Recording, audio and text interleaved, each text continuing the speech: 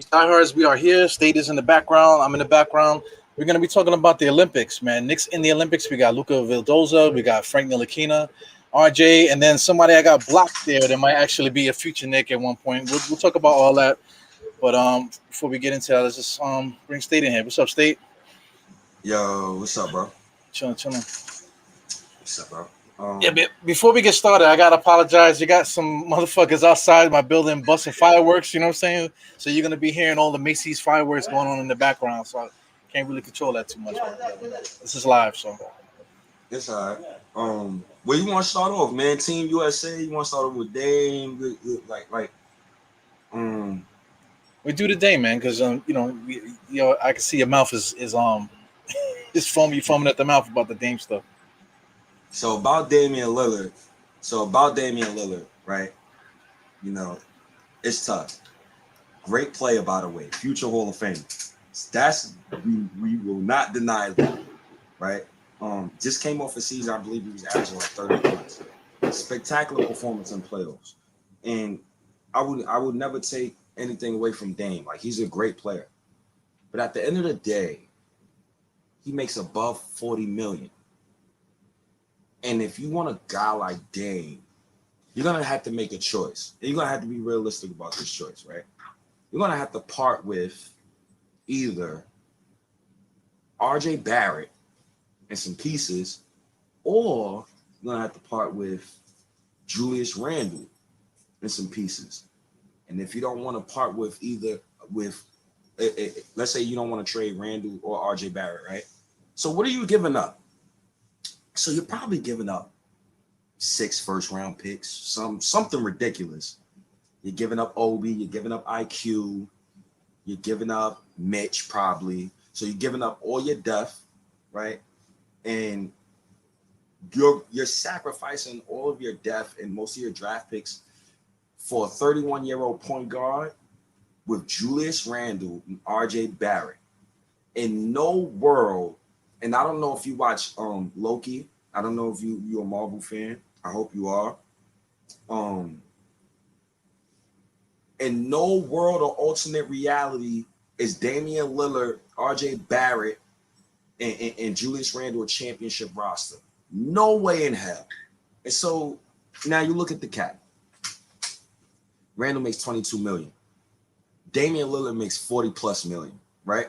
You want to keep let's say you keep an RJ Barrett. So RJ Barrett is going to make about $9 million, right? $40 million. Let's say you max Randle this summer too. So $40 million, $31 million, $71 million. You got RJ Barrett money.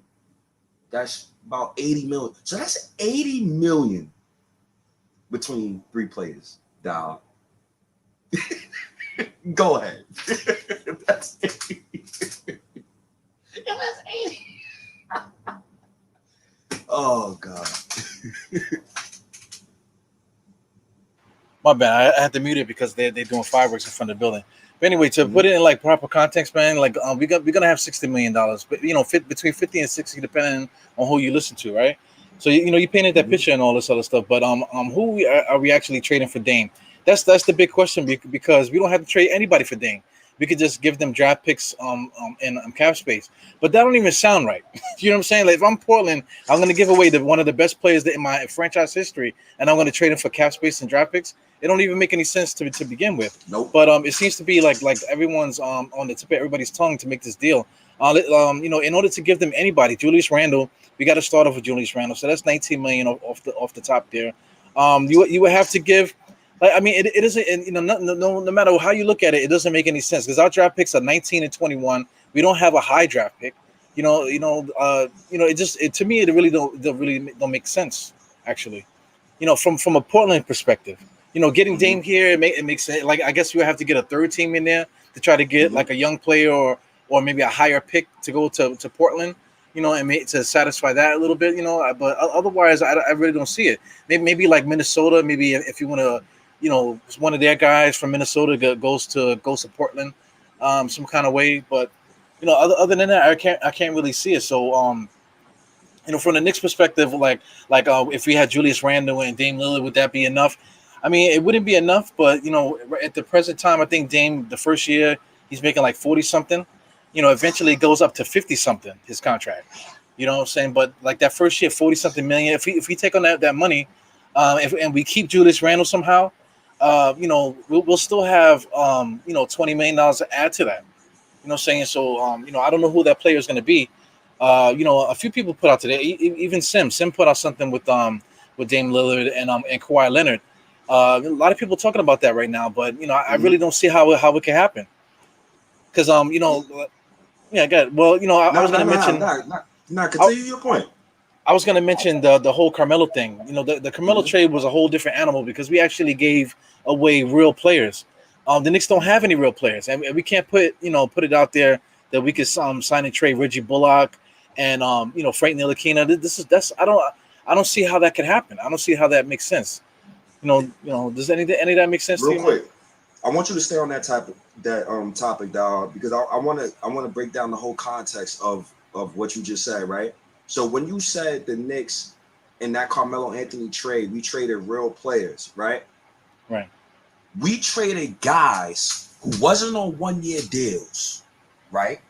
Gallo, remember we traded Gallo, Mozgov. We traded young pieces for Carmelo Anthony, right?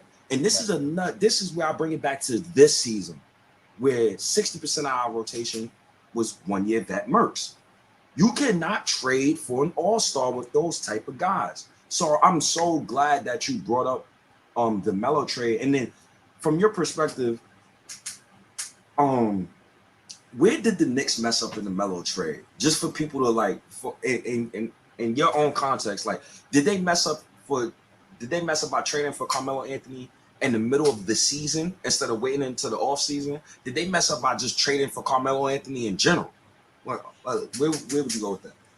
Well, they should have just waited, man. I'm trying to pull it up now for the season. What year was that? 2013, 2012, 2013, 2012. Yes, 2012. Okay, let's get that up here. We were already winning. We already had I think it might have been further back, man. Let me just see really quick. Because I mean, we had Raymond Felton. We was talking about him. He was averaging like 17 and 9 that year. We had Gallo was averaging double figures. Wilson Chandler was averaging double figures. Is this the year here? No, that's the 54. I believe it was even before that, man. Let me see, 2 seasons before that. It might have been the 2010-11 season. So yeah, it was the 2010-11 season. All right. Yeah, so you can see it. And we traded for him. Oh, that's the lockout season. That's the lockout season. I don't believe so. Nah, that was a full season though. That we played 82 games that year. But the point I'm trying to make though is that if you look at the people that we have Raymond Felton, we have Wilson Chandler. Wilson Chandler averaged 16, 5, 1 assist, whatever. He was giving us 1.4 blocks. Gallinari was shooting threes. He was shooting 34% from 3, I guess. He was giving us 16 points a game, damn near 5 rebounds a game. We had guys like Tony Douglas. Percentages though. Oh my God, I didn't know Gallo was like that. Yeah, man. These are good players, and then you want to add on some of these other guys like Timothy Mozgov. They ended up being a decent player. Going forward, a couple other guys too. The draft picks. We had Landry Fields on the team. We had a good roster, so we should have just waited. If we would have waited, we would have had all those guys that I mentioned plus Carmelo Anthony on the team. You know what I'm saying? So that would have definitely been a team worthy to fight to face against Miami and whoever else we were going to play against that year. You know what I'm saying? So. It's a whole different ballgame because right now, if you look at our current roster, we don't have anybody like that. We don't have anybody, even the guys that are 1-year mercs. These guys weren't even averaging double figures in scoring. Maybe a little bit. Like Alec Burke averaged a little bit over 10 a game or whatever. But these are not like guys that were averaging 16 and 15 a game. Contributing to winning and stuff like that. So. It's a very odd conversation to have because people keep bringing it up, but they have no there's no parallel to it. There's no parallel to either season. None, bro. And I'm so glad that you brought up those stats and for people to actually see what you're talking about. So that was beautiful of you to do that, man. Because people they keep bringing up they'll compare the Dame trade to the Melo trade, and it's kind of the same thing, but it's kind of not the same thing because we had Amari on the roster already. For you get what I'm saying? So we already had an all-star in the building. Right. When you trade for Melo, you get another all-star in the building.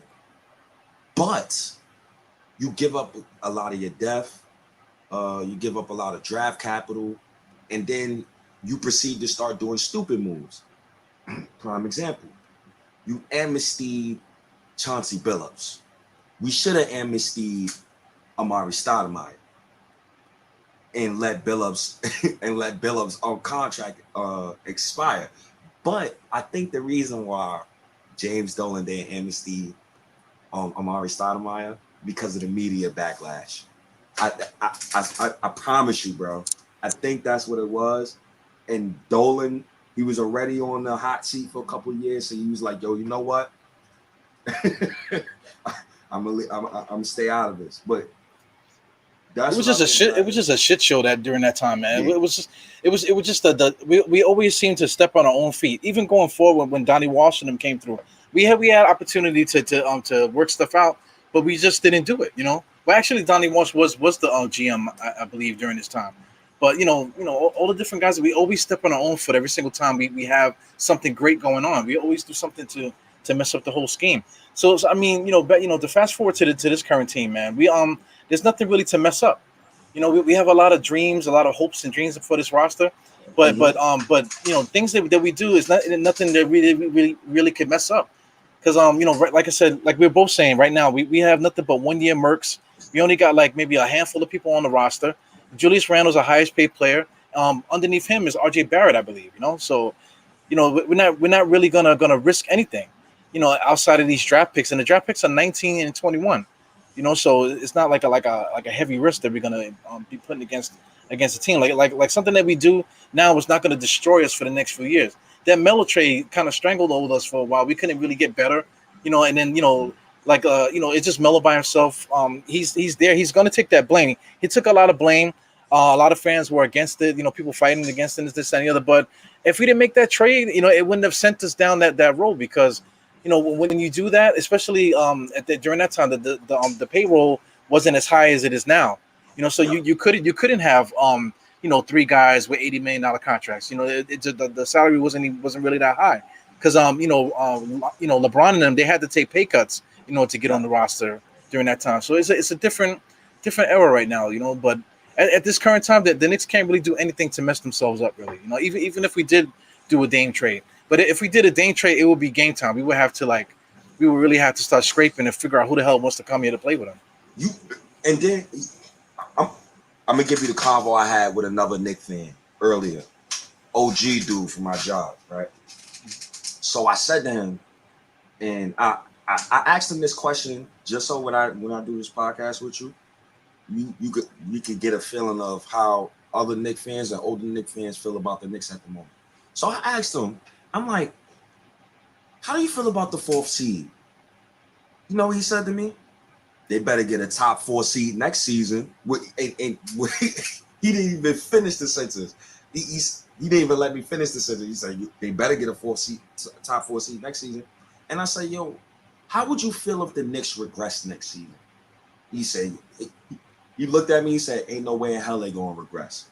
So the expectation that the Knicks placed on themselves from making the 4th seed now is kind of looking like if y'all don't make a move, we gonna look at Leon Rose, and I don't want Leon Rose to feel that pressure. Am I bugging? Am I saying that? You're not bugging, but Knicks fans are crazy, man. We got the most fans out of all fan bases, man. So like you say that, that people are gonna be mad that if we don't get the 4th seed, but then there's other people too that like wish that we would lose. They're like, why are we trying to win? We should be losing. Why are we trying to get the 4th seed? We should be trying to lose every single game to get this. Everybody got that's the problem with being in New York. Everybody's smart. Nobody's stupid. Everybody knows everything. You know what I'm saying? So you have so many different ideas. Nobody's wrong. But at the same time, if you pick a mold to operate in. If you pick a path, just like the Loki series, man, you pick a path. That's the the sacred timeline. You got the sacred timeline going on. You can't deviate from the sacred timeline. You know what I'm saying? you already see what happens in Loki, man. As soon as you start doing something off of the thing, it causes a ripple, and then you got to do a whole bunch of other immoral things just to get yourself back on track, man. So we definitely can't do that, man. That's like the perfect analogy. Okay. Another thing too that people, when it comes to like trades like this Damian Lillard trade. So I'm glad that they included the step-in rule where you can't trade back. You can't trade first-round picks back-to-back years, right? Yeah. So, give you an example. When Carmelo Anthony was in a Knicks uniform, we could have drafted Jamal Murray. I'm still sad behind that. We traded 2 first-round picks for Andreas Bargnani. And the Raptors used one of those first-round picks in order to get Kawhi Leonard and Nate Building. In the 80s, the Chicago Bulls used a Knicks first-round pick in order to draft Scottie Pippen. Damn, Steve. Like when it comes to when you want to do a trade like that, Diehard, it can't be for Damian Lillard. It gotta be for a guy like Tatum, guy like Donovan. Like it gotta be a guy who's youngish, but who's ascending up. Yeah.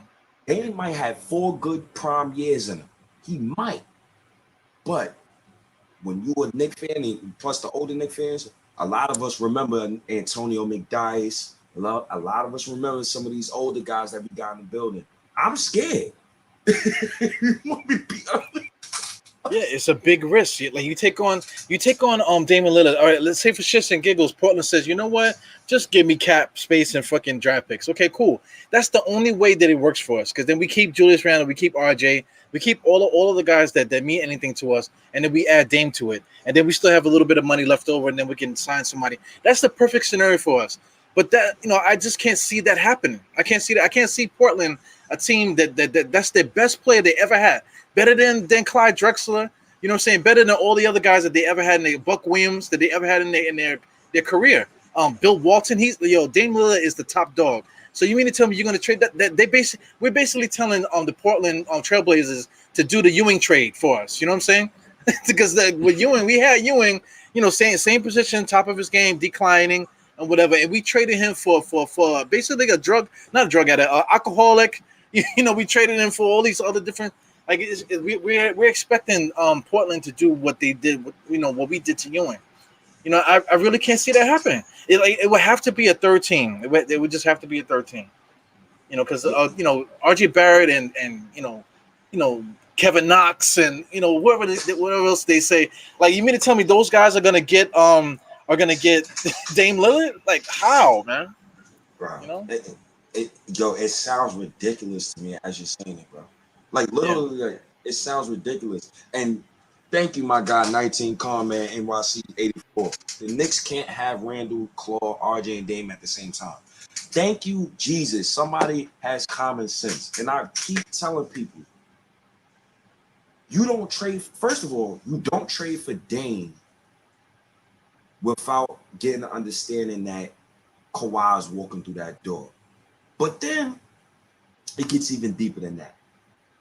If Kawhi and Damian Lillard is here, what role is Julius Randle going to take?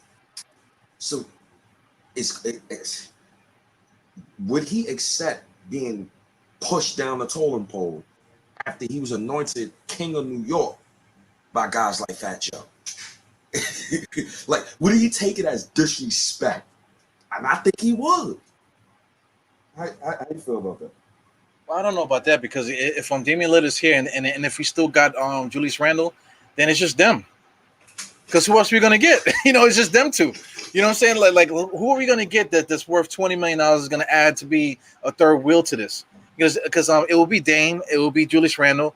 Like I said, it doesn't make sense. I guess RJ will still be here, and then we could pay to get another $20 million Merc.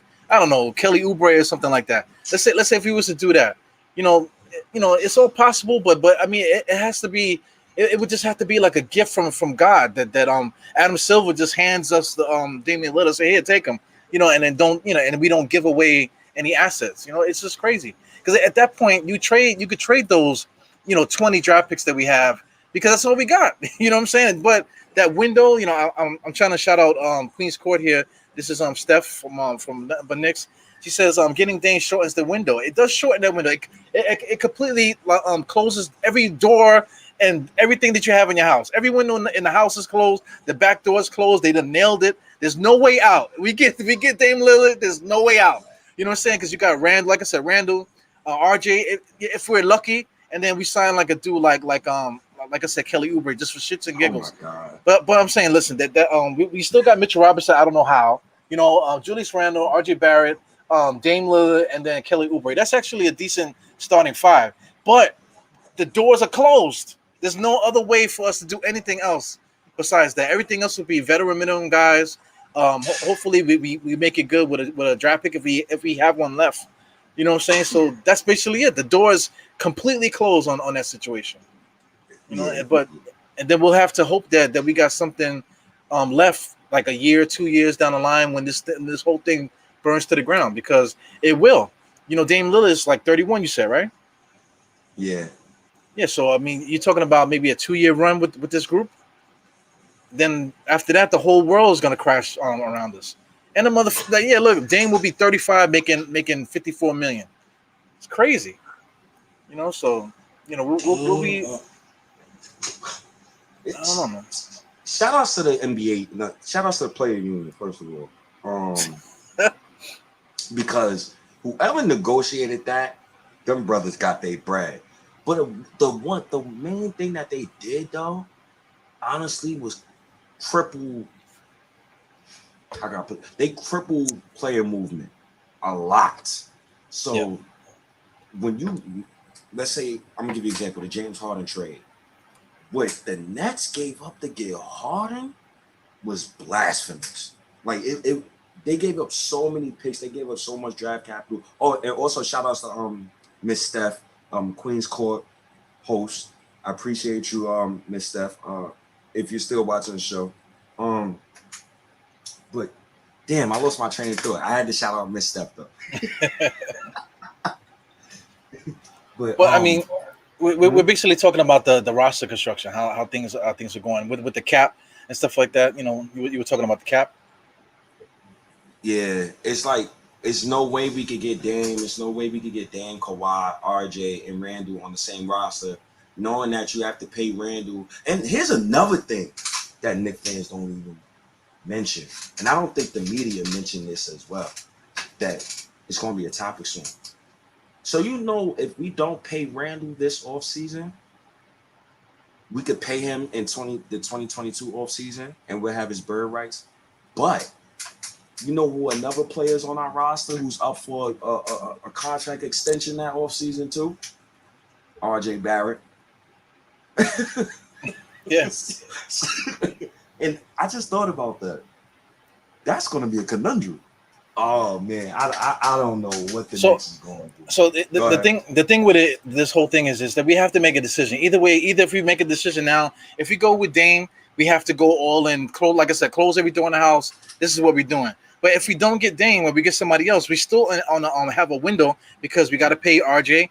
There's Mitchell Robinson is another guy. RJ. All these guys are on different time thing. We actually was on the Frank window, but Frank closed that window on himself. But just to keep the conversation going, like RJ is going to be a restricted free agent because of the thing.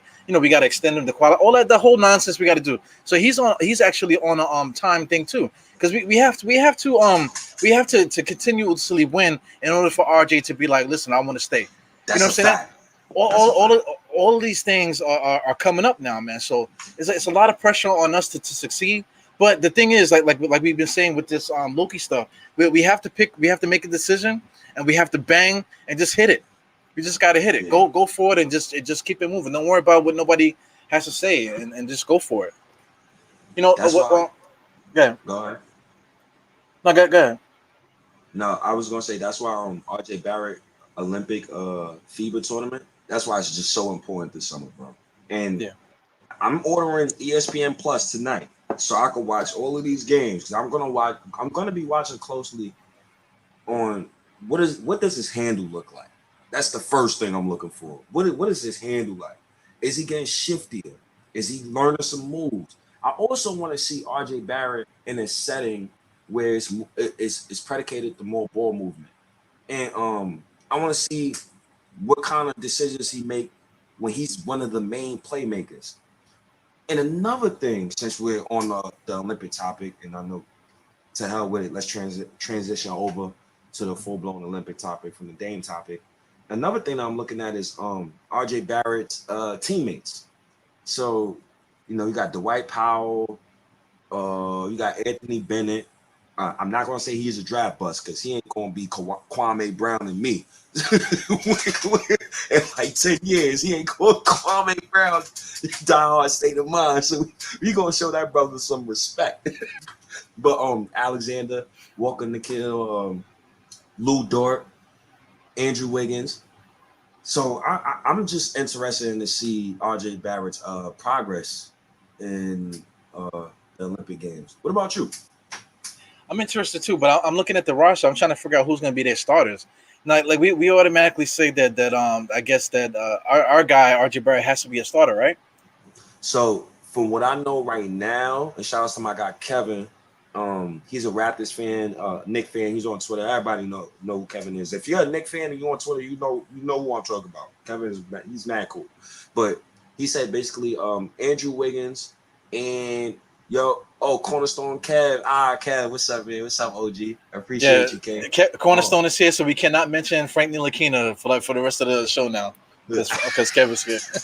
Come on, yo, dog. We ain't gonna do this right now, man. You know I love Frank, man. Come on, don't do that, man. I got you. He basically was saying RJ Barrett and Wiggins. I think it's RJ Barrett, Wiggins, Dwight Powell, Lou Dort, and probably somebody else will be starting.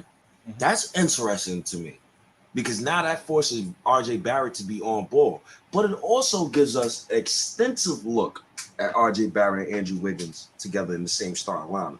Something I've been pounding the table for the Knicks to do for weeks, for months. And you know the famous reply I get, Eru? We gotta save the cap space, the precious cap space. And the cap space, we gotta keep the cap space. We gotta sign a superstar. We gotta get a savior. Eru, please speak on that. Please speak on that. Because there's nobody. Me and you talk about it like me and you go in depth so crazy, and you went all the way to the 80s with that freaking draft pick that you said with the Bulls, whatever. So anyway, I just don't get guys, man. Because I mean, okay, of course we need stars, of course we need this, that, and the other, but we still need other players too. You know what I'm saying? It's like this is what I was gonna say before we transition over with the whole GM stuff. They increased the cap and all this other stuff to make it easier for the GMs to get more talent. That was the whole point. But instead of doing that, they say, you know what? Let me give $54 million to Dame Lillard. You know what I'm saying? We got the cap space now. Oh, let me give $45 million to John Wall and totally annihilate the cap space. But a smart GM is gonna figure out, how am I going to get the most talent on this roster without freaking blowing the doors open on this cap thing? So I mean, like a guy like Dort is somebody that we got to take a look at, because he's gonna. I don't his contract. I believe he signed something, but he doesn't have a huge contract. So it's something something that we can keep an eye on. What's some other guys? Walker Alexander's another guy. Corey Joseph, some of these different guys that they could Trey Lyles is a guy that might be open because he's not really getting a lot of minutes in San Antonio. All these different guys are players that we could possibly drop in here just to increase the talent level of the team, to make the team a little bit better. But go ahead. I'm sorry. No, I was gonna keep it on Lou Dort. Yeah, he signed through the 2023 season. And he's going to be 24, and he's an unrestricted free agent in the 2023 offseason. I would definitely look at Lou Dort. I'm a huge fan. I like NBA players like that. The Frank Ntilikina types. Well, he ain't Frank Ntilikina. He's better than Frank Ntilikina. I'm going to be honest about that. He's better than Frank. But, those types who gives a damn about defense. And I just like his grit. I like his game personally. That's just me. I like his game, but he's a guy I would definitely look at though. He's strong too, man. Definitely, he's like a bull, and he can score. That's the thing. He's not gonna score every night, but some nights he can get you 20, 30. You know what I'm saying? We like That's the whole gripe about Frank Ntilikina. It's not about scoring. It's not about this, but every once in a while you got to be able to give me something, bro. You know, it has to, like, because other teams, they always lock down on certain players. If certain guys are having an off night, you got to be able at least to have a pulse on offense. You know? Yeah, and that's the biggest gripe about Frank Ntilikina. It's like his confidence is there one night, and then his confidence is gone for a week. I think that's what I hate the most about Frank. And then the one time I started seeing that confidence getting shift, I said, oh, Frank, he started turning up. The man drops 20 and 10 against the Wizards, and then the NBA stoppage happens. That's when I knew it was too good to be true. I knew it was too good to be true when he dropped the 2010 and they said, yo, the NBA stopped.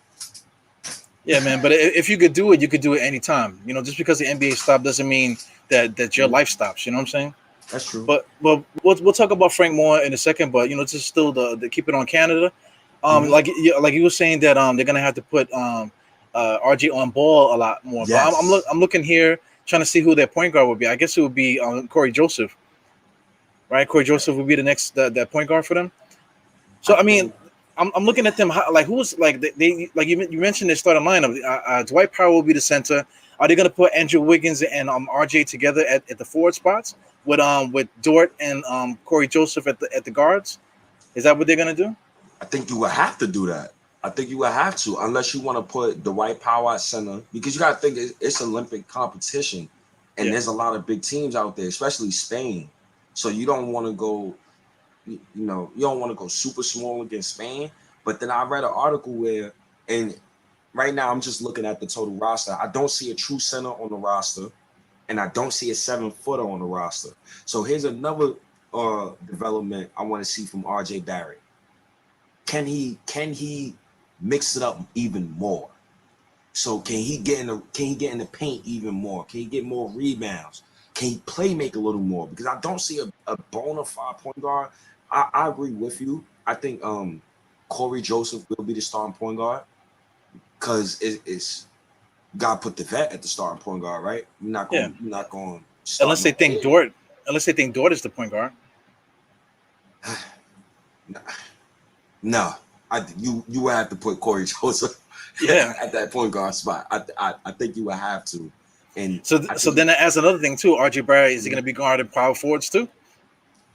At this point, that's another development. That's another development. But that goes into our favor though. You know what I'm saying? Like, all of this is playing into our favor when it comes to RJ Barrett and little areas that we want him to be better at. SGA is hurt, Julian. He is hurt. He's not playing in this year's on this year's Canadian team. Listen, if they would have had SGA and Jamal Murray, I would have gave him the gold. I would have gave him the gold because they got they would be stacked, bro. Not only that too, they got the other guy too. What's the white dude that was on Miami? Kelly Olynyk. Olynyk, yeah, add Olynyk to the mix too, man. Oh man, that's a good squad there. They got enough offensive power and enough defensive grit in there to compete against also team in the NBA. You know. Yep. I like the way they built this team, but I like this environment for RJ Barrett. I hope they could use him in various situations. So I'm just looking at, the team and the roster positions. I want them to use him at the 4. I want to see that as well. I want to see if he got a little stronger. I want to see him. Honestly, I really want him to play some point guard too. I want him to play some point guard too. Now, when I say I want him to play some point guard, I already said it. I want him with more on-board reps. Just for people who didn't know, RJ Barrett had a lower usage rate than Alfred Payton last season. Oh my God, that's a crime. So since he had a lower usage rate than Alfred Payton, I'm pretty sure it should be higher next season. And I need Julius Randle usage rate to be lower. I'm done with him on ball. I've seen it 2 years straight. I need him to move off ball. His development, he should know how to play off ball now. He should know. Matter of fact, he should know himself. Hey, look, man, maybe I do need to play off ball because of what happened. So I don't know, but I really would like that for RJ's development. Yeah, I'm quite sure that Randle is begging for somebody to take him off ball too. The motherfucker is tired by the end of the game. You know, he needs more than like a Gatorade break. That motherfucker, he needs to go to sleep and take a nap and come back in the second half. How hard he be working, man. So he's definitely probably like screaming for talent. He needs help out there. So you know, I just don't know how it's going to get here, but you know, you're gonna have to make a trade, brother. You're gonna have to make a trade. We could talk about that. You could talk about two trades. It's actually two trades I want to talk about, but I want to wait till we done with the whole Olympic thing because I see another trade that I really like on Twitter. But continue. I know what other national team we got to talk about. Well, we got Frank Ntilikina, you know, with the France national team. I guess we can drop that in there. We could talk a little bit about Frank. They have a good team in France. You got to give them their props with that. Okay. So now we got Frank Ntilikina. Hopefully the Knicks re-sign Frank Ntilikina. I'm praying every day. I think about it at least once a day. Damn, I hope the Knicks re-sign Frank. But what's the price, though? Let's throw it out there. What's the price for Frank? For me, 3 year, $18 million. That's off the top of my head. Because the idea behind it is he's gonna play next season. You don't bring him back next season if you don't want to. If he's not gonna play, and even if Frank would be a dummy, I would call him a dummy to his face if he came back next season and he wasn't playing. Well, if you're paying him $18 million, $6 million a year, then he's not a dummy. He's probably the smartest guy in like a freaking 30-mile radius, man. Signing that contract and not playing. I mean, yeah. I mean, he can't see. Luca got one of the best jobs in the world. I could be DMP. I'm making 60, 70 million. and I'm good to go. Frank, Julian, you're definitely right. Frank is not on the books anymore. The Knicks is gonna have to release his cap hold. I think his cap hold is like 19 million.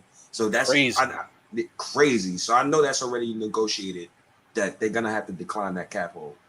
The backlash though from not re-signing Frank, they're gonna get backlash from the fan base off rip.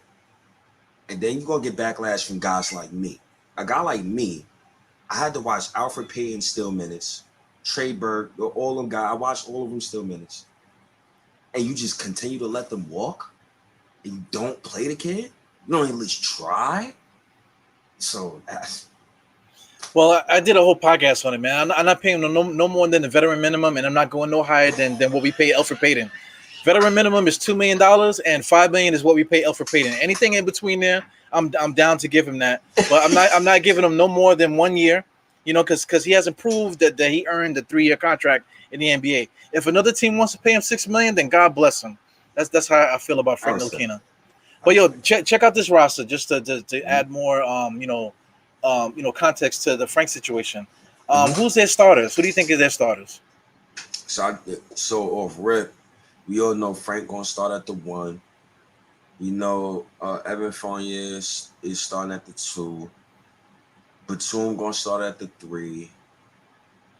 Oh, wait. You see Nando De Colo, right? Yeah, that's why I was. Nando will probably start at the point. All right. No, I disagree. Because if he would have started the last time they played FIBA, he would have definitely started at that point. So I definitely think. Who started last year? Frank. Frank started. Yeah. The FIBA tournament when he knocked out USA. Yeah, Frank started. Frank was the sole reason. Frank and Goldberg was the sole reason why USA didn't get gold medal that year. Well, I don't think it's because Frank started. I don't think Frank started that playoff series. I'm trying to figure it out now. Nah, he did. I watched them games.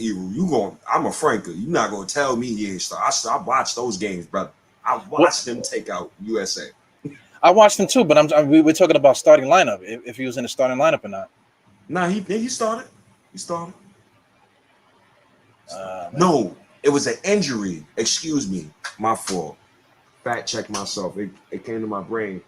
Their starting point guard got hurt, and that's when Frank Ntilikina started. And he got hurt before they played Team USA. So you definitely right. It just came back to my brain. Well, I mean, if I click this, we're gonna be going down that rabbit hole, man. But I don't think that's really like necessarily important for the conversation. Mm-mm. But they got a good team. They got a good team. Well, this is their projected starters according to this is Wikipedia. So they're talking about Rudy Gobert is going to be the center. This Garchon, whatever his name is going to be the power forward. Nicholas Batum, Evan Fournier, and they're saying Nando De Colo. All the stuff is not set in stone. Plus, there's other NBA players too. You got TLC, the Timothy Lawawu Karat, whatever his name is. He actually played pretty good last year too. He was cool. Yeah, he was decent. Yeah. Their roster is cool. For me personally, I'm hoping Frank starts because I want to see.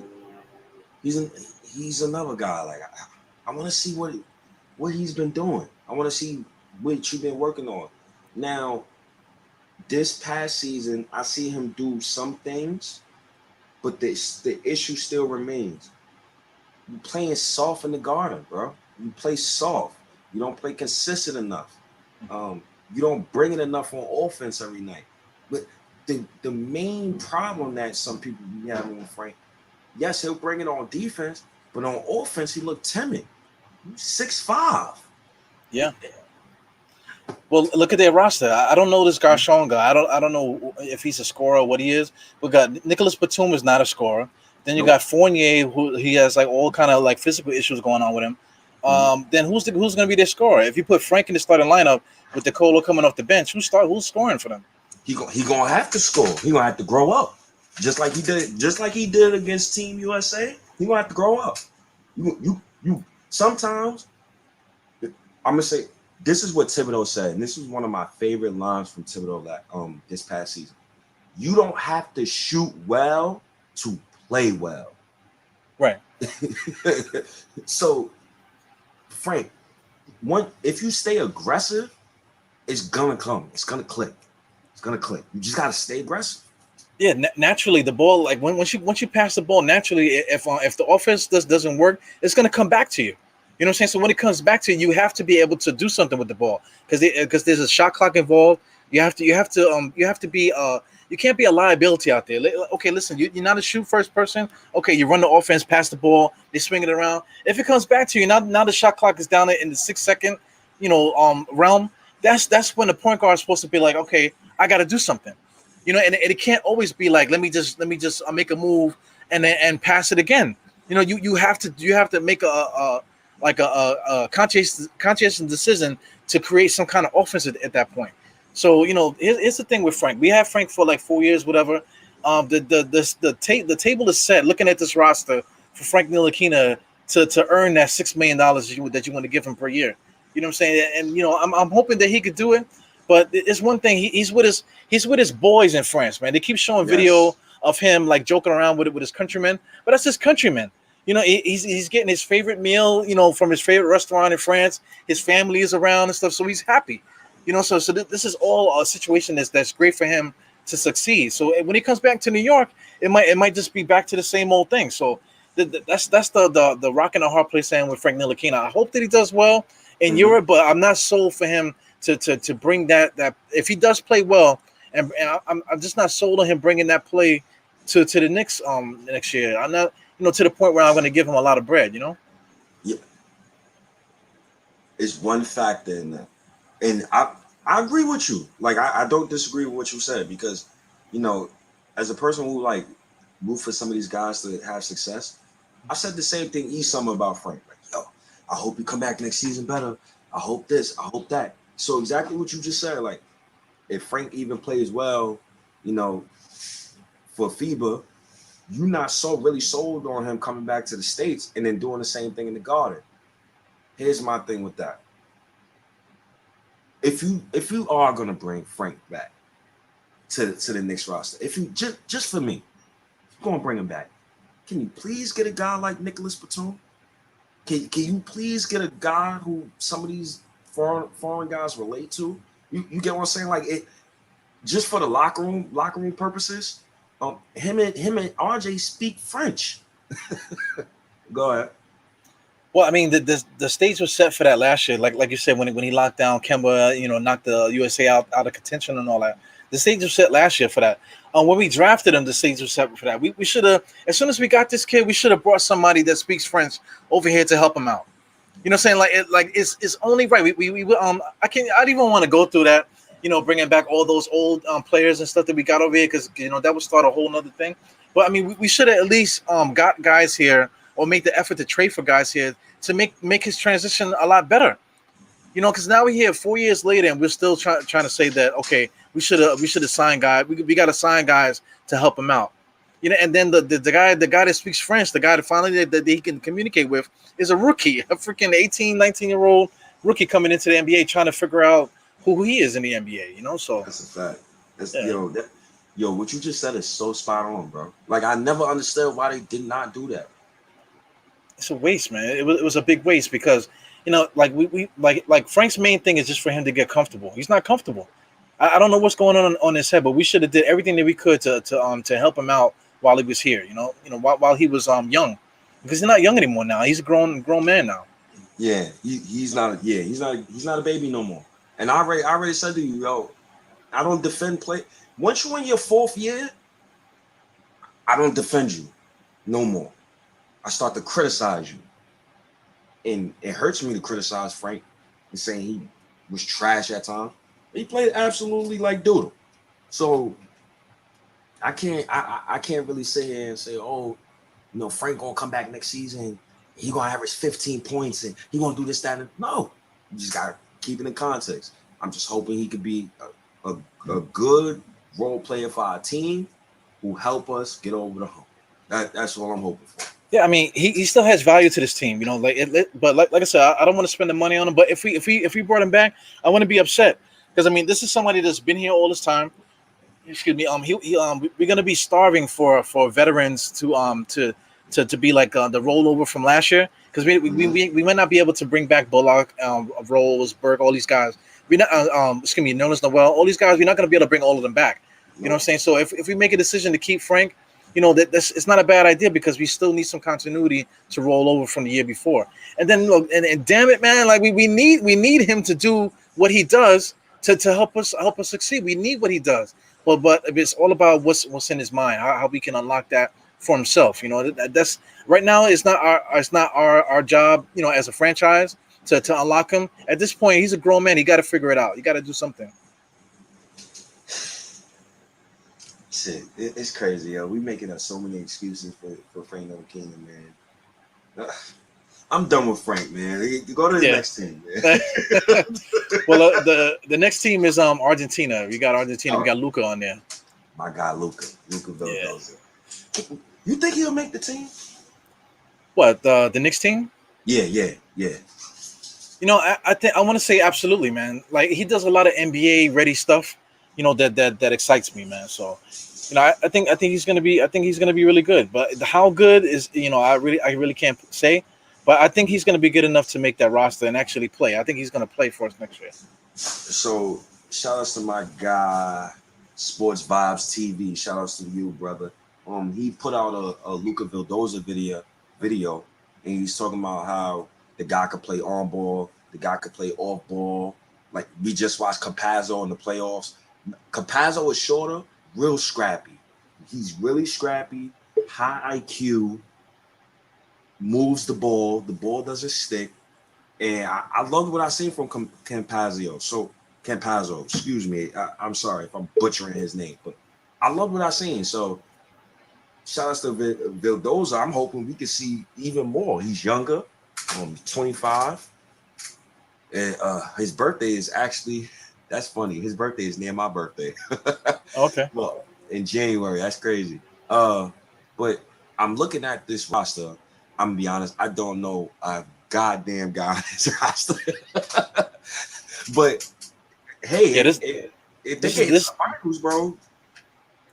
Yeah, I don't know any of these guys neither, man. These are all hardcore Argentina guys, European players and stuff. So I mean, whatever they do is going to be definitely a surprise for us. Some of the names I recognize, but I ain't gonna lie and pretend like I know who the hell these people are. Man. You know. So Louis Scola, he was very good at NBA Live 2005. If anybody don't know, just go back to the old Houston Rockets team. If you know, like how I know, like anybody who's an NBA Live fan, you know Louis Scola. He was really good. Yo, he's like 40, I think 41, something like that. That dude is still scoring 20 something points a game in Europe, bro.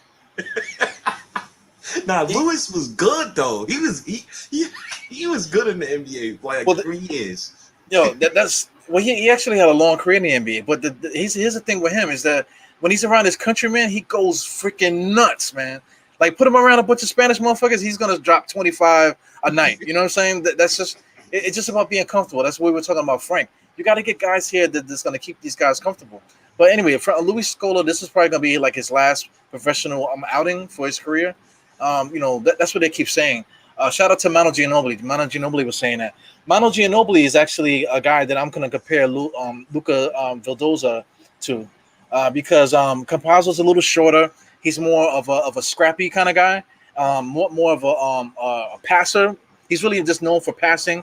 He can shoot a little bit, but he's short and he's scrappy. That's really what he's known for. Luca Vildoza, I think, has a little bit more to his game. He's not a hardcore point guard. He can run the point. But he's gonna be really like adding an impact to the game as far as scoring. So I really see a lot of Manu Ginobili in his game, and I think that if he does make the roster, it's gonna be in that role that we had what's his name Alec Burkin. He's gonna be that guy that's gonna do a lot of ball handling coming off the bench and hopefully scoring. Hopefully that he can figure it out.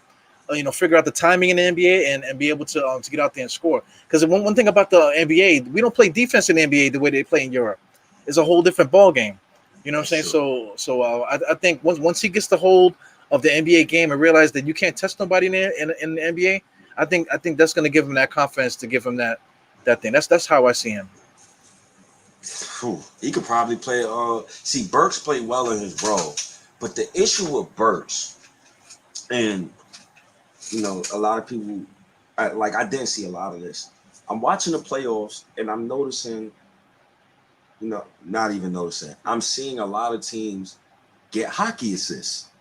I rarely seen that from the Knicks, Diehard. Rarely. I really seen Burks get the ball, come around and pick and roll, and pass it to the corner for an open three. I've rarely seen that, honestly.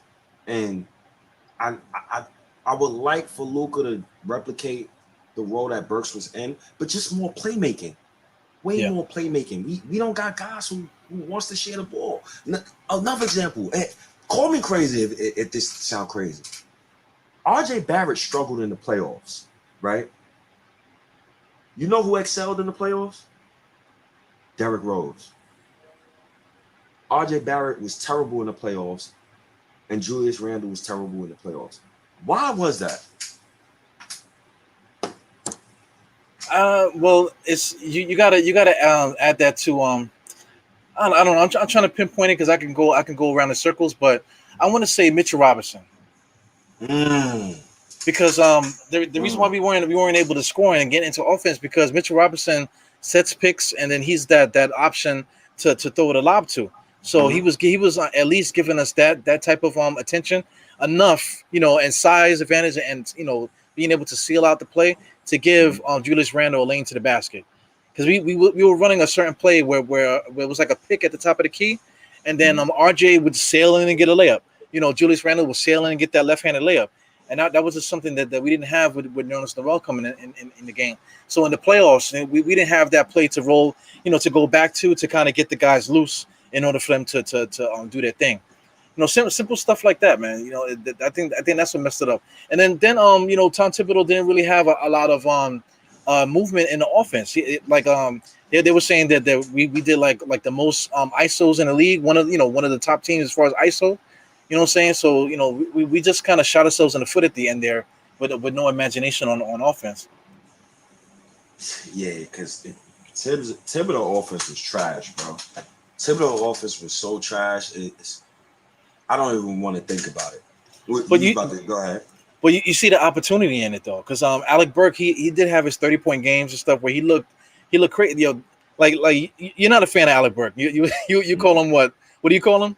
99-cent Harden. Yeah, you call him that's like the perfect analogy for Alec Burke. But in that role, you could see where someone could have the opportunity to succeed in that role.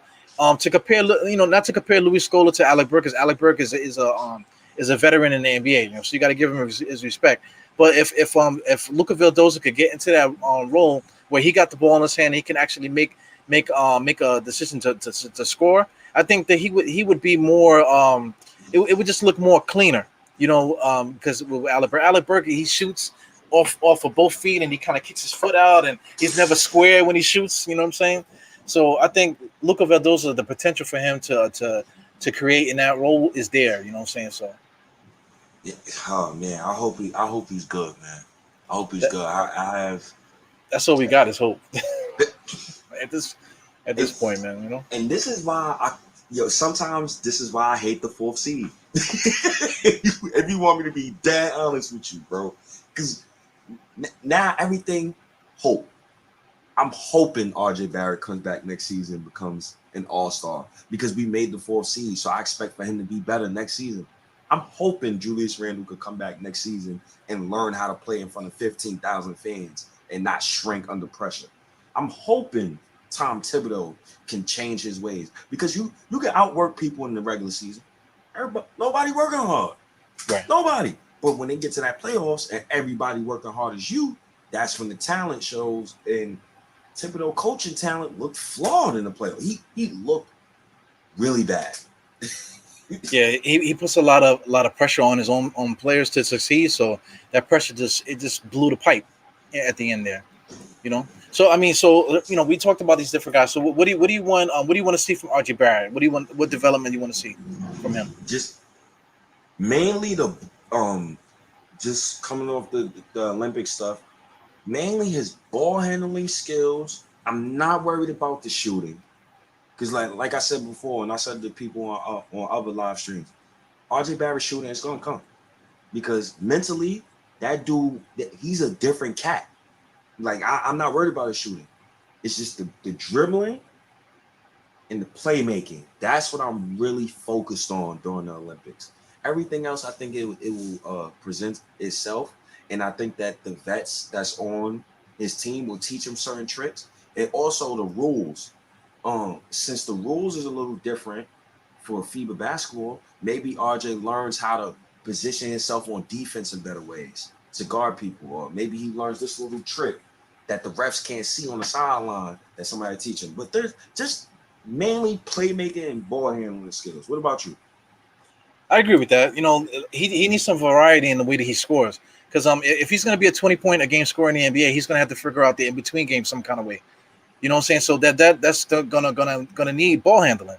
You're gonna have to be able to put the ball, stop, seal guys out, make a move, and be able to pull up, somewhere to get those little points, man. So I see that role for RJ Barrett.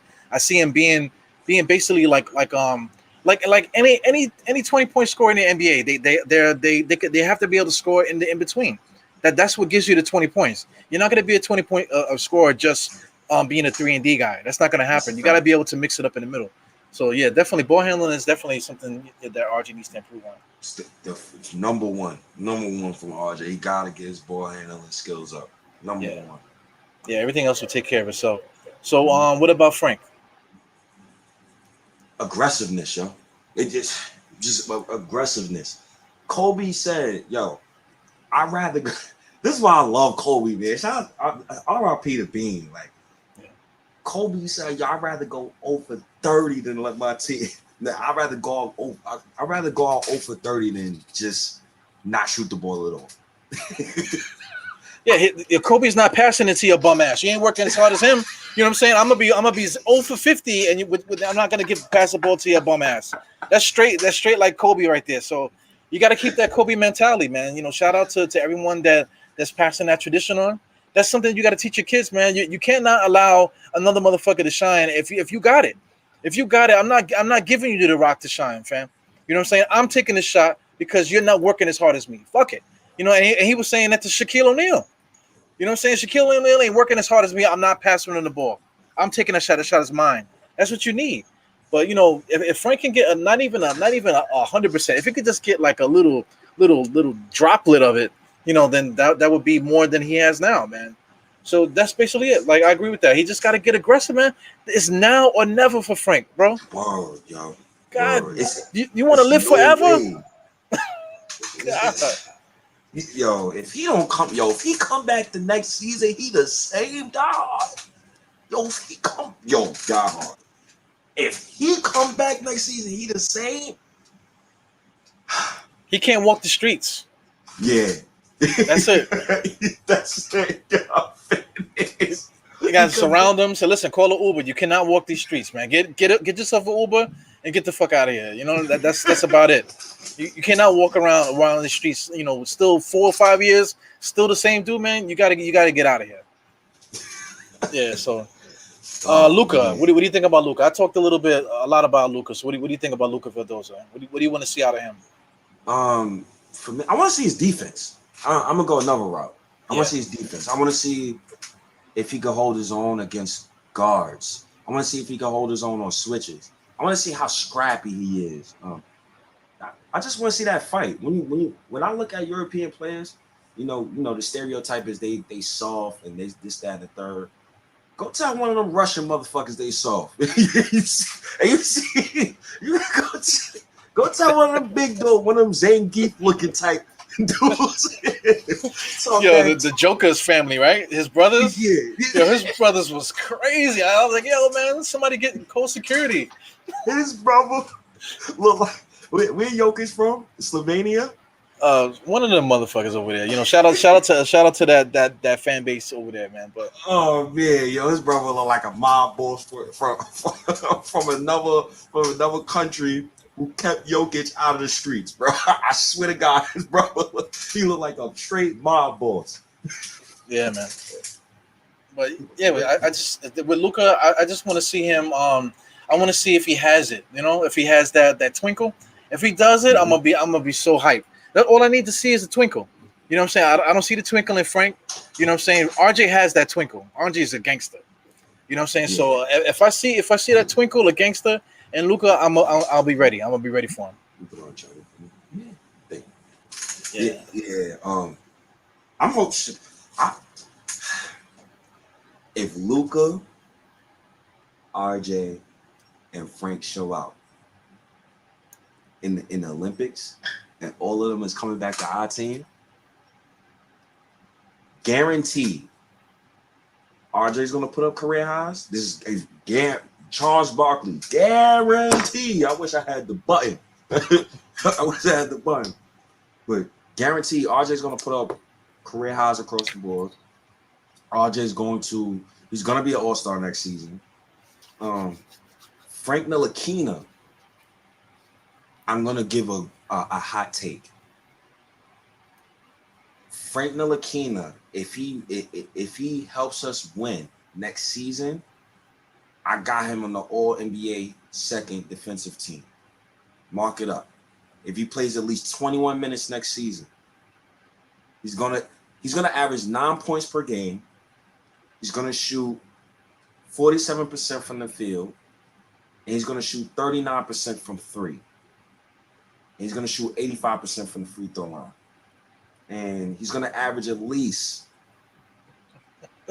2 3-point attempts per game. If he's in the rotation and he's getting 21 minutes per game. God bless him.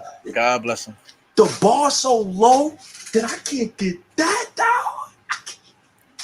I mean, I already did a podcast on it. People are going crazy in the comments right now for that video. But I mean, he played 9 minutes last year.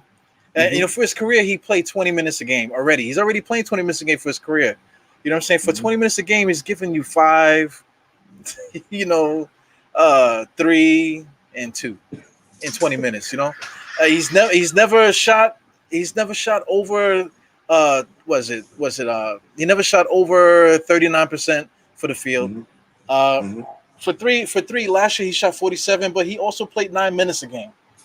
You know what I'm saying? So if you count the 47% as something that's what I said in the podcast. If you count the 47 as something that's good, then you got to look at the other stuff too, because he shot 19% from the 2-point range. You know what I'm saying? So it's like, wishful thinking, man. All those numbers you put up, if you put that up, then no one would ever complain. But I mean, it's going to take a lot for him just to even put those numbers up, man.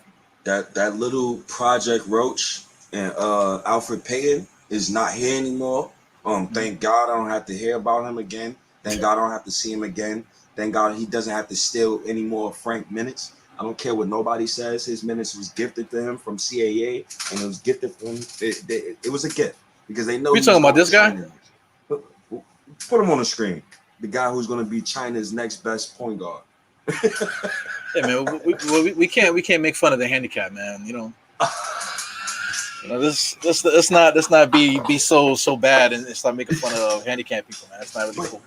But yo, to be honest though, if Frank not here next season, like I'm not gonna cry, bro. If he's not here next season, he had 4 years. Understandable. Phil Jackson got fired the next day. I just hope he gets to progress on his next stop. Right. Hopefully, I ain't asking too much. Well, you want to get into those trade things? You said you had 2 trade ideas. Yes, and I want to say something real quick, bro. Like ever since this Damian Lillard topic came up, a lot of people have been feeling real comfortable lately putting my boy RJ Barrett in trades, and I want to be real. I take that very personal. The reason why I take that very personal is because I'm 31. I did not get the chance to see Patrick Ewing. I didn't get a chance to see the great '90s Knicks teams. Well, I have, but I'm older now, and I medicate every night when I get off work and I go in my crib. If you understand what I'm saying, so I ain't gonna remember most of that stuff from the '90s. So to hear people say, "Oh, we could trade RJ for this, that, and the third," but then when you say something about Julius Randle, everybody get their panties in a bunch. I feel disrespected. Like you crap on the kid we drafted, and it's like they wiped out the whole 2019 timeline, even. Like they don't remember what Randle did last year. They forgot the Tasmanian Devil gift from last year. They forgot. So when we having conversations about Julius Randle, I want people to understand that it's not hating, it's just putting stuff in perspective. And people need to stop kissing Randle ass. They just really need to stop. And sometimes you got to talk about stuff that you don't want to do. Sometimes the hardest decisions in life is called sacrifice. So, go ahead. I get it. I get it, man. But, everybody has their pet peeve on this team, man. It's RJ for some. Randle for some, and then for some, like we just talked about, is Frank Ntilikina. Knox is another one. We didn't mention Knox yet. You know what I'm saying? So everybody has these guys in their pocket, man. They're gonna have whatever they're gonna say about RJ. They're gonna say it about Julius Randle. They're gonna say it about Knox, and down the line, man. So, one thing I always say about all of that is just keep it. Like in the comments, a couple guys they like to. I've been like a crackhead all week, from the last 2 videos. Yo, are you smoking crack? Are you smoking dope? So I'm like a dope fiend to some people that come on. But then, like I said, a lot of people come in there and say, "Oh man, this is great, yo. I think that idea is a great idea," because everybody has their opinion. Everybody has something that makes sense for them. You know what I'm saying? So just keep it respectful, man. You know what I'm saying? Because I can respond back slick too. I used to be really good at that. But as you get older, like you realize that that's not worth it. You know what I'm saying? And at the same time too, man.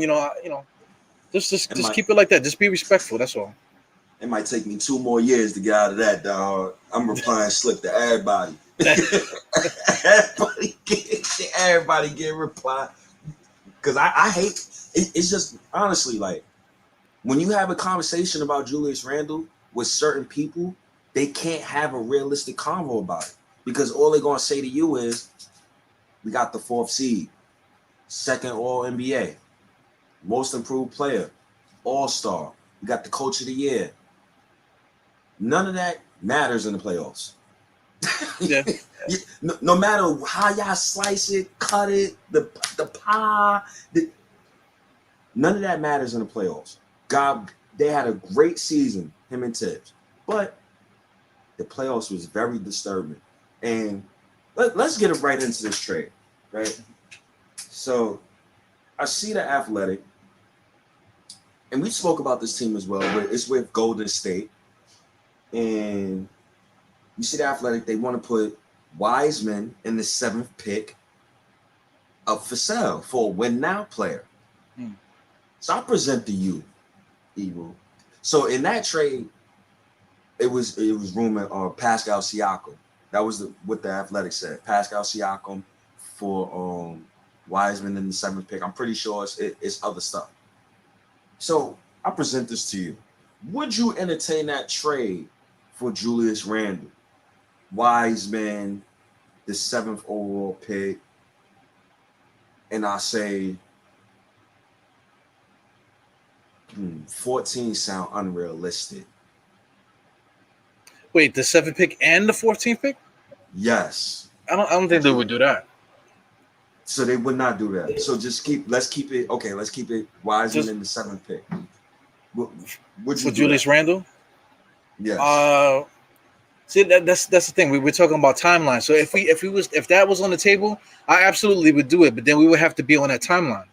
You know, we would have to boogie, start making that those branches to make everything right. Because if you get that 7th pick, oh my God, here you go, man, with the bullshit. You know what I'm saying? So because here let's compare Siakam to Julius Randle. Right off the bat, Siakam just has like a better name recognition, but Julius Randle surpassed Siakam at this point. Depending on how you look at it, I can say that Julius Randle might be a little bit better than Siakam, but they're in the same group. You know, it depends on who you like. Comparable. The one thing I say for Pascal, and then I know you gonna reply to this. He did show he was a championship number 2 option, and he does have a ring. Right. Yeah, absolutely.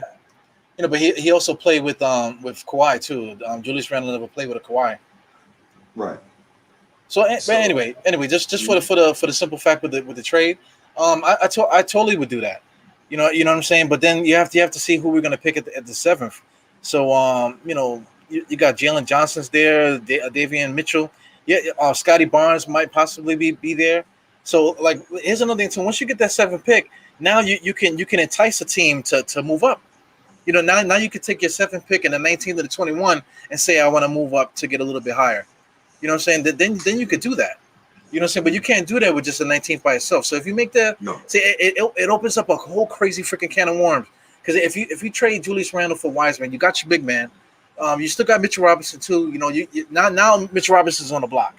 You know what I'm saying? But just to keep it with this, that 7th pick and the 19th and the 21, now you could talk about moving up. So it just like I said, it opens up a whole nother can of worms. So I totally would do that. But to answer real quick, just to answer Miss Steph, she said Pascal Siakam wasn't the number 2. He played with Kawhi and Lowry. I agree with that. But Pascal was the number 2 in the sense of Lowry would have the ball, but Pascal would get more shot attempts. I've seen playoff games where those 3 was together. I remember a playoff game, matter of fact, that Kyle Lowry had 0 points against the 76ers. I do remember that game.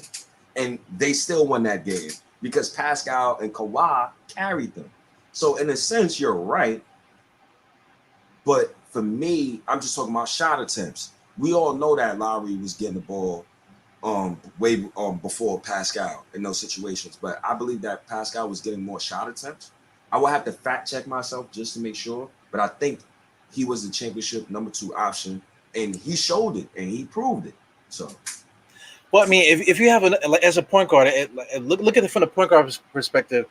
He has two main guys he could pass to from him. But, you know, he a lot of times Lowry calls his own number. You know, and then when that ball comes back around, he makes that decision. Sometimes he's able to score. So having that 3-headed monster is so important in the NBA. You gotta have guys to play off of. You know what I'm saying? Rather than just be options, you know, per se. In the scheme of basketball, you like I said, from the point guard perspective, you need to have 2 guys you're passing to.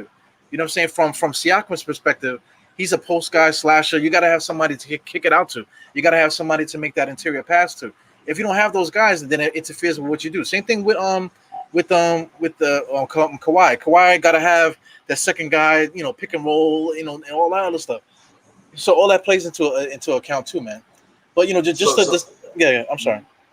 no, I was gonna say so. I love Kareem Grant. I love what you're saying in the chat, bro. Please, I love what you're saying in the chat, bro. Please continue to be objective. Like I love people when they be objective. Yeah, man. So Shout out to the chat. A lot of these guys are contributing, but we're making these points, so I can't mhm. really highlight.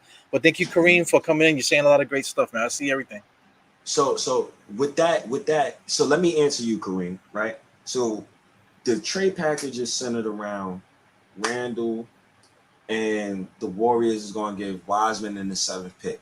So I would entertain, and this is just me, because you got to realistically, you got to replace those 24 points. You got to replace those 24 points. Like just giving me Wiseman in the 7th pick for Randall is stupid. That's just in my opinion. I didn't say the whole trade, so I know people like, yo, they going crazy. You can't just do that. So I would entertain Andrew Wiggins in that deal as well, and I would love the trade package to be Wiggins, Wiseman, and the 7th pick. I would give Golden State Mitch, Randall, Knox. I would give him the 19th pick and the 32nd pick, and I would see if they would want that. But the only way Golden State would do that, right, is a lot of dominoes would have to fall in place. Draymond Green would have to be out of like, he would have to be 1 foot in the door and 1 foot out of the door, or management would have to punt on Draymond Green. Like, and if the Athletic put that article out and they know that Pascal is a 4, that smells to me that they might be punting on Draymond Green. How you feel about that?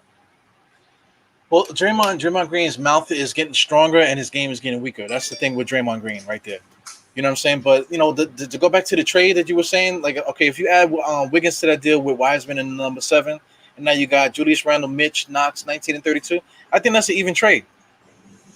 I think that's an even trade because they're gonna need a center back to get their defensive center back in there to get in the mix with them. They got Julius Randle that's gonna come in there to be basically Draymond Green, basically a young Draymond Green without losing Draymond Green. Kevin Knox will be that extra shooter that they could use, and then these draft picks are more than likely guys that are probably going to be sitting in the G League. Probably they're not even going to worry about them because of cap problems and things of that nature. So I think that will work. I think that works.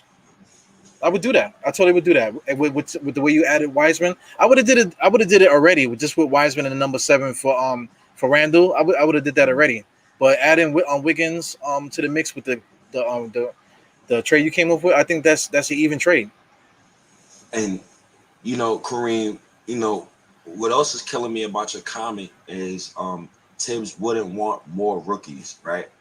So Quickly and Obi won't be rookies next season.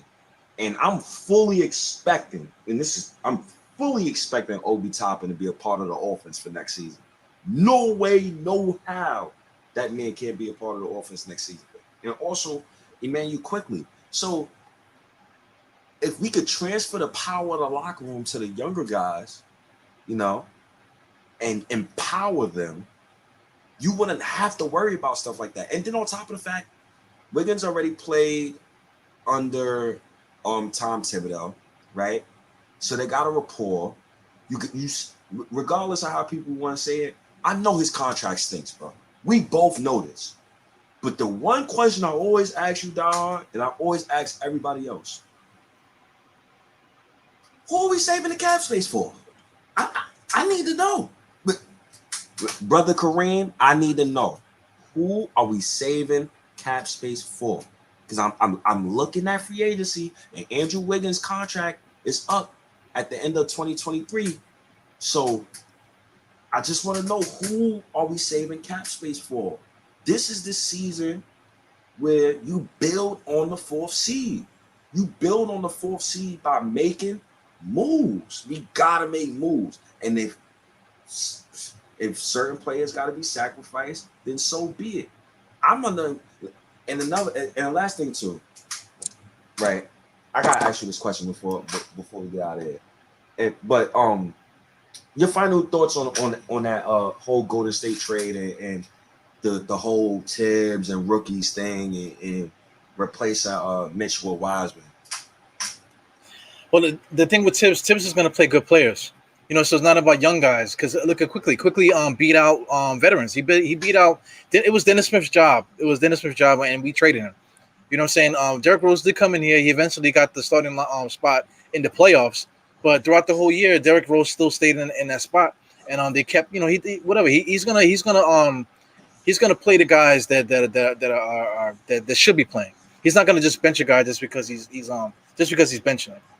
So anyway, like I said, the trade I would do it, man. See, because no matter what you do, we can go a different route. But if you go this route, you're bringing me Wiseman, who if you give him the ball, he's gonna score. I think that kid might actually be close to a 20-point a game scorer at some point in his career. That's how good I think Wiseman's gonna be. Then Wiggins is already there. You know what I'm saying? So then you still got RJ. So RJ is definitely going to get better. So now you got 3 guys that can possibly score. And then you still got quickly on the roster. You got the number 7th pick. Holy shit. You got the 7th pick. You could possibly get a starting point guard for the future. Because the top guys, when you want to say Cade Cunningham and Suggs, those are your best point guards. But then the next tier, like I said, Davion Mitchell is there. Davion Mitchell, I guess, will probably be our pick at that point. To be a point guard or whatever you want to do. There's so many different options at that point, and then you're still on the path to win. So I'm with it. I'm with it. I'm with whatever. Just as long as we're proceeding to try to win. But just to add to it, that you were talking about the spending money. Everybody keeps talking about 2023 as being the greatest offseason. With all the free agents and stuff like that. But in the meantime, we can't be sitting here with our fingers stuck up our ass, waiting for something to happen. And then now we got the money. Oh, listen, we now instead of $60 million of cap space, we got $75 million of cap space. Oh my God, we can sign three max players. You know what I'm saying? And then the time comes and nobody comes here because we've been sitting on our fingers, smelling our fingers like this, for the last 2 years. You know what I'm saying? So eventually we got to do something. Like right now we have to make a stand, whether or not we build around Randle. Or if we trade him to try to go that route, we got to do something. Either one, I think is going to take us to the same spot. In the event that we was to do a trade like that, this is what I mean by timeline, right? In the event that we was to do something like that, and I would definitely give Chris Paul. I will offer him as much as he wants. And I know that's crazy. Like, oh God, like State talking about going to get one of these vets. But in a situation like that, right? I would want a guy like Chris Paul or even Kyle Lowry. I take one of the two, or even Mike Conley, but mainly Chris Paul. Sorry. Yeah, I know. My bad. Trust me, Dow. I don't want Mike Conley. I'm good on Mike Conley, but even with one of those guys. You get Chris Paul in here with Wiggins, Wiseman, RJ. You probably bring in another. You probably bring in another vet. You might re-sign Reggie Bullock because Reggie Bullock is Chris Paul man's. I'm with that. I'm with that. I would like to see that. I would love to see that. And then in that situation, darn, I wouldn't even care if Scotty Barnes was situational. I wouldn't care. I wouldn't care.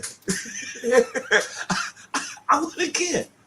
You a crazy brother, man. You crazy as hell. That's why you're here with me, man. You just a crazy dude. The politics though, behind all of that stuff. We already did the politics thing, man. I don't want to have to deal with that again.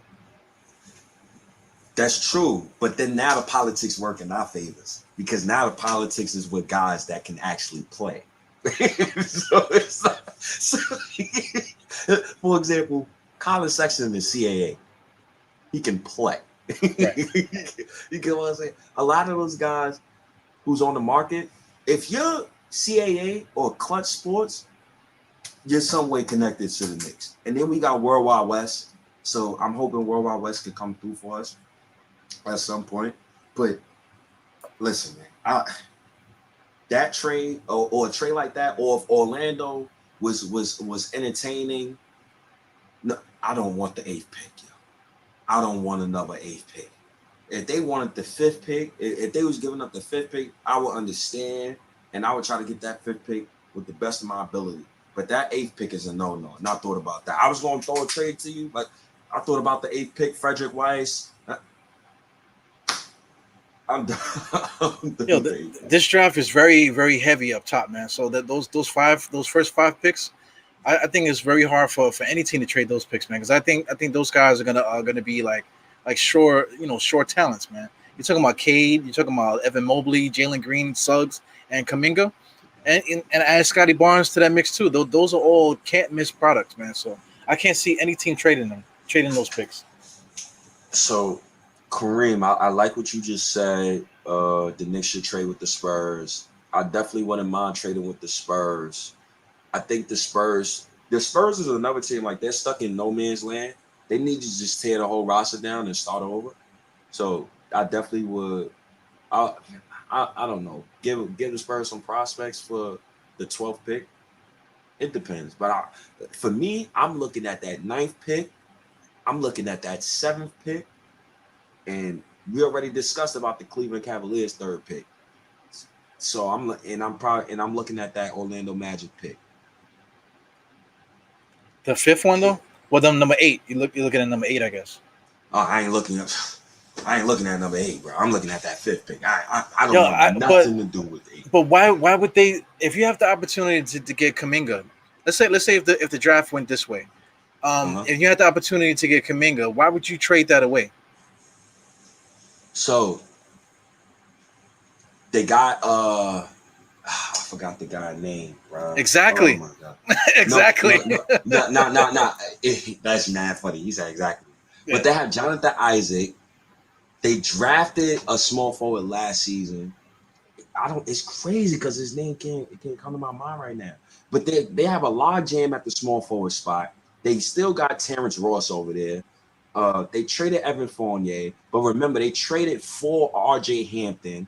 They drafted Cole Anthony last season. You just re-signed Markelle Fultz. So it's log jams, and then you traded for Wendell Carter Jr. So it's log jams everywhere. So you got to really think, like, is the Orlando Magic really going to draft Jonathan Kuminga? Yes. Are they? I don't think so. I don't think it's set in stone. You get rid of the rest of the guys. You don't pass up on Kuminga. I think Kuminga, he looks bigger than what I saw before, man. He looks like he's gonna be ready to score immediately in the NBA when he gets here, and he might be able to defend. Yeah. Because Kuminga, I think is Ghanaian, so I think he'll be all right. He's pure blood African. So I got you. I think he'll be good, well, man. You're talking about Okike, Chuma, whatever his name is? Yes, Chuma. That's Chuma. The name. Yeah, he's gonna be a power forward probably for them. I think he's good. He's good though. But I think him and Kuminga will be great together. Where that leave out? Now where's Jonathan Isaac gonna go? Maybe he can come to the Knicks. Maybe that's the guy you're gonna get. I'm good on him.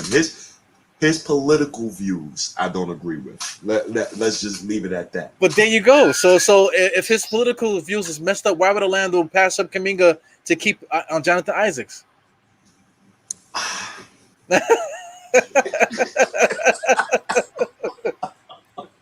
Yeah, man. You got to look for both sides, man. And my man Julian just put it out there. He's coming off ACL surgery too. You know what I'm saying? So I'm not the Orlando Magic can't trade. They can't do it. State they can't do it, man. But it's tough. But then you cause a log. Now you causing a log jam. You're literally causing yourself. I forgot they had Gary Harris, bro. So you mean to tell me, Diehard, they got Al-Farouq Aminu, right? You got Wendell Carter Jr. You got Morris Wagner, RJ Hampton. They got Otto Porter Jr. Their roster is shit. But none of those players are as good as Kuminga is going to be. Do management feel that way? That's the thing. Because you got Cole Anthony. I'm gonna say this loud and clear. I really think Cole Anthony. I really like his ceiling, y'all. I like his ceiling. I like his confidence, y'all. He's a lot of people slept on that aspect. He actually played really good. If he didn't get hurt, we probably would be really talking about him a lot more. But he still got Marco folks. You know what I'm saying? For a young team, it's good to have both of them there. Wendell Carter, and then what's that? Your boy Mo Bamba too. They got all these different guys. Is Mo Bamba still there, right? Yep. Yeah, I don't see his name here. That's another log jam with Mo Bamba, because you got Mo Bamba and Wendell Carter Jr. So that you got Wendell Carter Jr., Mo Bamba, Jonathan Isaac, Otto Porter Jr., Chuma Okeke. How is all of these men playing, bro? And none of those guys are playing over. None of those guys are playing over Kuminga. Some of those guys are gonna be sitting next to Frank Ntilikina on the plane to France, man. Probably. Yo, that's tough. That's tough because the pod that we did before the draft lottery, I said this to you. I said, yo, I hope the Chicago Bulls pick fall and conveys to the Magic. That's what happened. I said, I hope Cleveland move up in the draft. That's exactly what happened. And I said OKC is gonna move back in the draft. That's what happened. So it's lined up for us. It's lined up. Yeah, I want to give a shout out to Evergreen. We about to wrap it up, man. But Evergreen, yeah. I can feel Evergreen's energy right now. You know what I'm saying? I can feel the energy from the heavens shooting down on this podcast, man. So. Yeah, if you're free, I'll hit you up, man, and maybe you can get on the next one. But we definitely probably gonna wrap it up after this here. But I can feel your energy, definitely, Evergreen, man. I think the Orlando Magic take and the Warriors take probably sent them off, man. Yeah, the freaking the Thundercat signal came out. Like, Evergreen was like, "What the fuck?" Yeah. Oh, but yo, I'm gonna see even on other pods we did, bro. I said the Orlando Magic is the perfect trade partner for the Knicks. Perfect trade partner. I agree, but not for Kuminga though. Not for Kuminga. Not for the pick. I damn sure don't want to even talk about that 8th pick. So we just gonna keep it Kuminga or Fultz or Isaac. But not for nothing. I think we could get that 8th pick though. I think we could if we're willing to make a similar trade that you said for Golden State. I think we could get that because Golden State will be getting the 7th pick. So what's the difference between the 7th and the 8th? Colin Sexton and Kevin Knox. That's the difference. Eru, don't make me. I'm out of here, man. Put the player after. Man. Oh, God, man. Yo, these podcasts are funny, man, because we talk about everything. It's crazy. We talk about everything in like all kind of ways, inside, out. Crazy, man. What's the difference between the 7th and 8th pick? Colin Sexton and Kevin Knox. God damn it. That's the difference between the 7th and 8th pick. George Hill. What's his name? Jordan Hill or Steph Curry. That's the difference between one goddamn draft pick. That's the difference. Absolutely. But anyway, man. You said put the thing up. Here goes the links for all the audio podcasts that you can hear. You can actually hear both of us on the audio. But shout out to Stated the New York Knicks podcast. You can check his podcast out here. He interviews everybody. You know what I'm saying? So he's well connected with a whole bunch of different people. If you want to hear him talk to somebody besides me, you know what I'm saying? Check him out on any of these platforms, man. Yes, sir. Apple Pod, Stitcher, Spotify, Google Podcasts. I'm everywhere. I always got people coming on the pod. The last person I had was Miss Stephanie. I call her Miss Stephanie, but absolutely, you gotta call her Miss Stephanie, man. Out of respect, though, she's like, "Yo, gotta call her Miss Stephanie." I was like, "Wait, look, that's just a habit. That's just me, guys." Yeah, that's happening all day, Miss Queen or whatever you want to say. But definitely. We try to bring up good takes, man. Shout outs to Stephanie. She was the last person on my pod, man. I got my guy Sports Live TV. He's coming on the pod again soon. And my guy Danny B. I know everybody watch Danny B Morning Drive. He's coming on the pod again soon. So hopefully some more narratives come out and we get to talk some more. But I guess we're done. I'm at work. I don't want them to call me crazy. I think this is episode 9 of Diehard State of Mind. Yep. So salute to everybody, man. Yo, people like and subscribe. I love the comments in the chat, man. Y'all help us continue these convos, man. I'm reading the comments, man. It's beautiful. Y'all keep doing that, man. And yeah, that's all I got. Hit the thumbs up before you leave, man. You know that's like, it's almost like putting a $1 in the tip cup, man. You know what I'm saying? Drop the thumbs up because it helps the logarithms, man. It gets people to more people to come in, and like you guys are here at the ground floor, man. So guys like Kareem Grant and some of the other guys too that were in here. You guys are gonna all be a part of this thing as it grows. So thanks for helping out here. Yes, sir. Dog, I'm out of here, man. Let me go. Wash your hands, bro. Oh. Well, I mean, we always talking about the hand sanitizer, but I know there got to be a sink somewhere, man. Nah, it is. Yeah, yeah. Put some soap on that joint. Bye, yo. Salute to you, man. Salute to the chat, man. Salute to Nick Nation, man. I really appreciate y'all, man. All right, no doubt, man. Episode 9, Diehard State of Mind. Yep. Peace. All right, man. Peace, guys. Man, that's like shocking when my head comes up there like that. Anyway, guys, I'll see you guys in the next one. Peace.